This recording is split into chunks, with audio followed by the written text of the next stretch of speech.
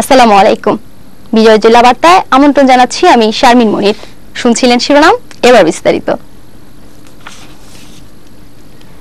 দুর্যোগ ব্যবস্থাপনা ও ত্রাণ মন্ত্রণালয়ের টিআর ও কাবিখা প্রকল্পের আওতায় দেশব্যাপী গ্রামে গ্রামে সৌর বিদ্যুৎ পৌঁছানোর অংশ হিসেবে কুষ্টিয়ার কুমারখালী উপজেলার সদক ইউনিয়নের চর আগ্রাকুন্ডা গ্রামকে সৌর বিদ্যুৎ সম্পন্ন গ্রাম ঘোষণা করা হয়েছে।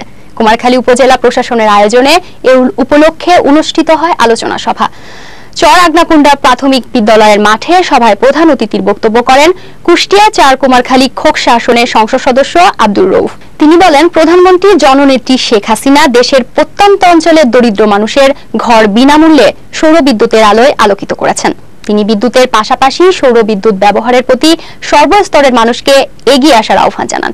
কুমারখালী উপজেলা প্রকল্প বাস্তবায়ন কর্মকর্তা মাহমুদুল ইসলাম বিজয় টিভিকে বলেন, গড়াই নদীর চরে অবস্থিত চর আগ্রাকুন্ডা গ্রামের ১০৪টি পরিবারের মধ্যে প্রথম ধাপে ৬৪টি পরিবারের মাঝে ইতিমধ্যে সৌর বিদ্যুতের প্যানেল বিতরণ করা হয়েছে। অবশিষ্ট পরিবারকে অল্প সময়ের মধ্যে সৌর বিদ্যুৎ প্যানেল দেওয়া হবে।